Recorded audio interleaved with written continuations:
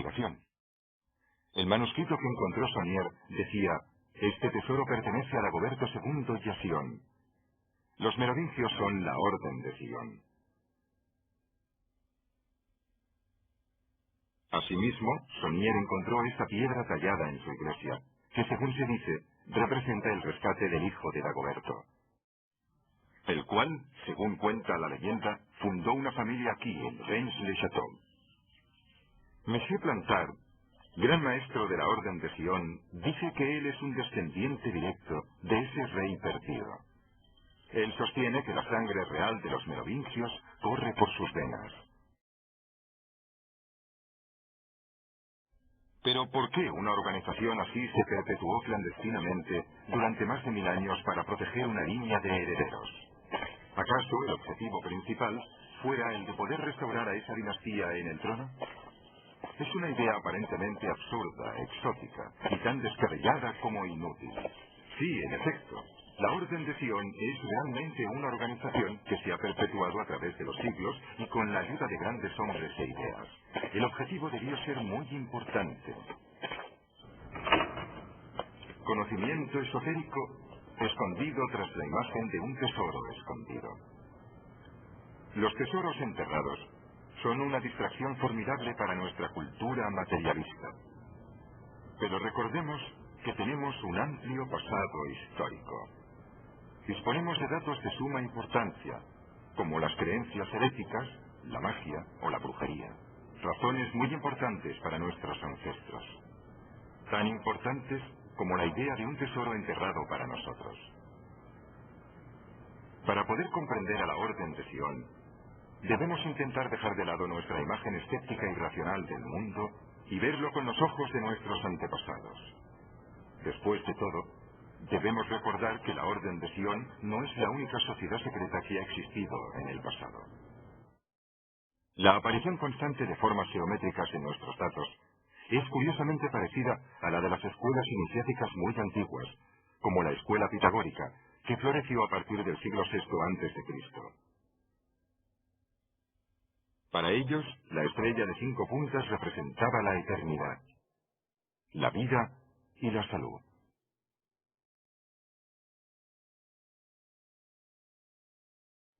Cuando pude hablar con el señor Plantard sobre las coincidencias geométricas, le pregunté: «Su geometría es pentagonal, ¿verdad?». Y dijo: No puedo responder a esa pregunta. «El pentáculo pitagórico, utilizado en la extraña crucifixión Rosacruz de Cocteau. Utilizado por Poussin en su paisaje de Reims-le-Château».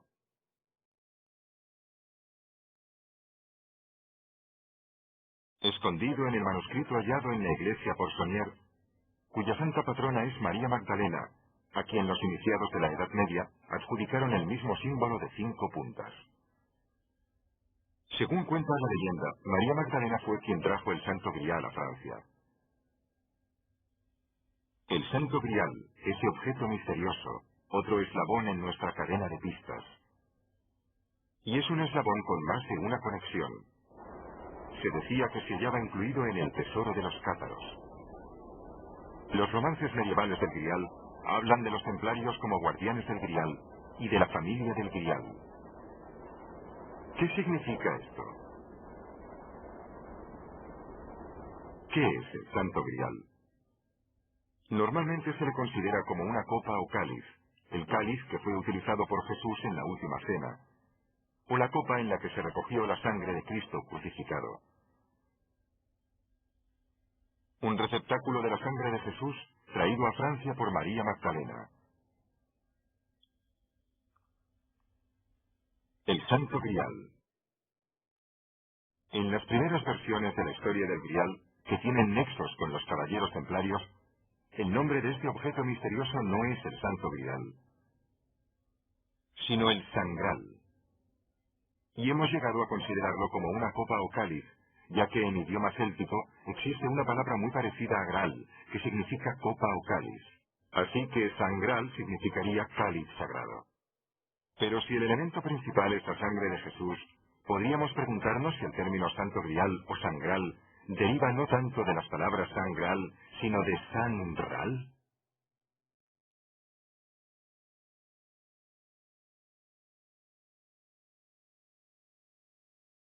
Entonces no hablamos de un cáliz, sino de la sangre real. Súbitamente surge ante nosotros una posibilidad inimaginable e inesperada.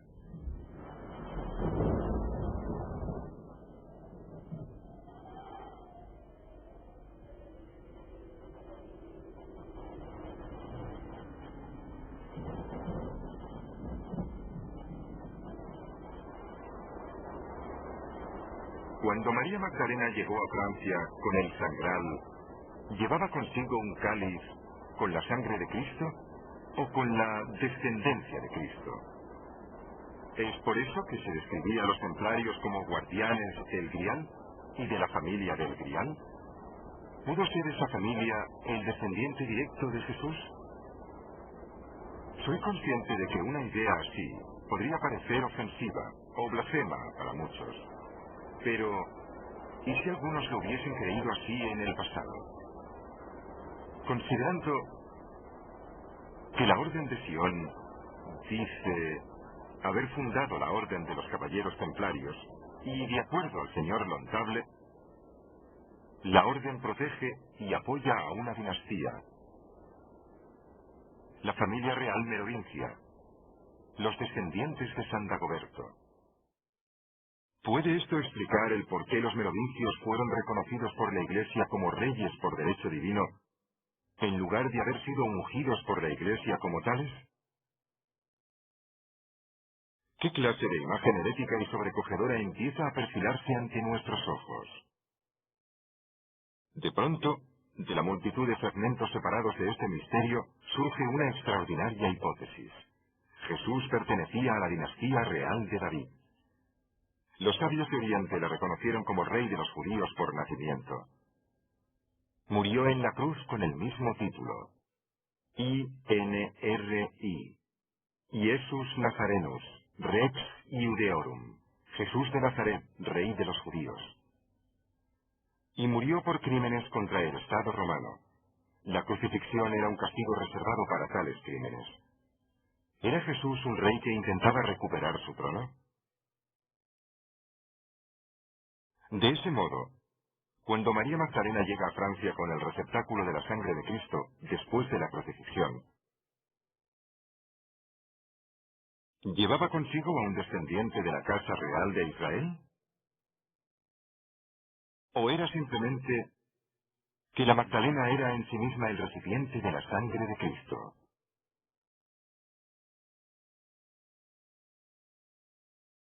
En otras palabras, si el heredero de Jesús fuese a salir del vientre de María Magdalena, ¿era María Magdalena la mujer de Jesucristo? Debo insistir otra vez. Aunque una idea así pueda parecernos blasfema, pudo formar parte de las creencias de otros grupos religiosos. Ciertas formas de cristiandad, como el arrianismo, dicen que Jesús fue hombre antes que Dios, y los visigodos, con quienes San Dagoberto II estaba aliado, eran arrianos. Su descendencia y la Orden de Sion que les apoyaba continuaron practicando sus creencias, aunque fuesen ferozmente perseguidos por la Iglesia romana. Un Jesús, hombre y también Padre, quizás no fuese una idea tan ofensiva para ellos como para nosotros, que estamos tan influenciados por la fe en la que hemos creído. En cualquier caso, ¿por qué la descendencia de Jesús, si es que la hubo, huyó a Francia? Curiosamente, Francia era un refugio idóneo. En todo este área de Europa existía una comunidad judía firmemente arraigada. Una comunidad que se regía a sí misma y tenía su propia casa real.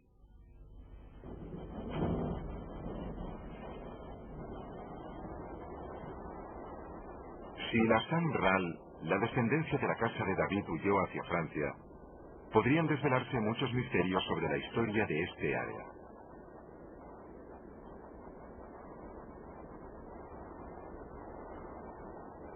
Esto explicaría por qué la Iglesia reconoce